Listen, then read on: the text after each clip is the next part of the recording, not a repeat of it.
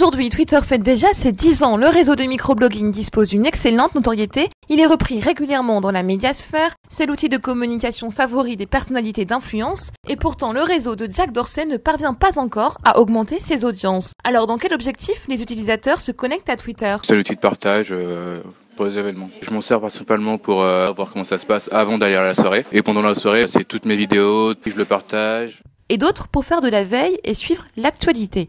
J'utilise Twitter assez fréquemment et moi tout ce qui me passionne sont les questions agricoles. Du coup je fais de la veille sur ces questions-là pour tenir au courant de l'actualité du moment. Moi j'utilise surtout Twitter pour l'actualité en fait. Je suis pas mal de journaux, Le Monde, Le Parisien. Les sources sont extrêmement diversifiées, ce qui permet d'avoir accès à de nombreuses informations. C'est un accès privilégié parce que sinon il faut aller regarder une cinquantaine de sites internet alors que là sur un seul support on a tout à la fois.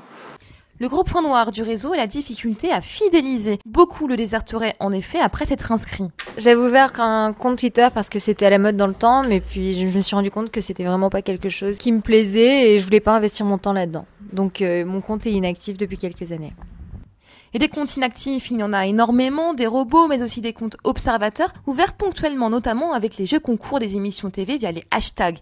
Ces chiffres n'entrent pas dans les statistiques. La direction de Twitter ne voit pas encore comment les utiliser. Le modèle économique de Twitter est encore flou. Récemment, il y a eu une nouvelle équipe de direction qui a eu tendance à facebookiser le réseau. Est-ce la bonne stratégie ? Franck Confino, expert en réseaux sociaux, nous donne son point de vue.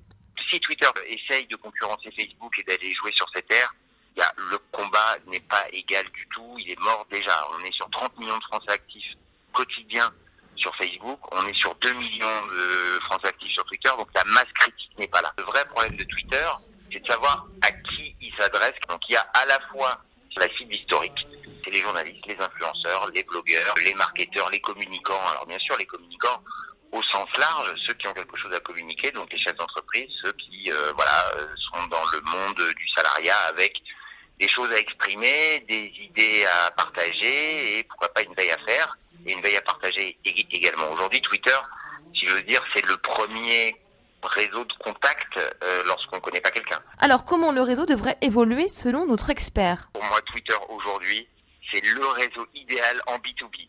Mais le B2B, c'est pas la masse des gens, c'est pas ça qui va faire venir 30 millions de Français sur Twitter. C'est pas vrai. Donc, il faut que ça reste un réseau B2B.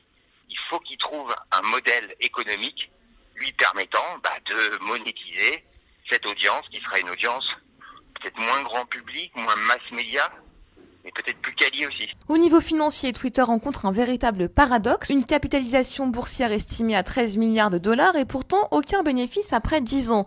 La faute principalement à une stratégie publicitaire développée tardivement. Twitter n'a pas voulu être intrusif auprès des usagers et pourtant les réseaux sociaux aujourd'hui se monétisent soit par des comptes payants ou soit par de la publicité.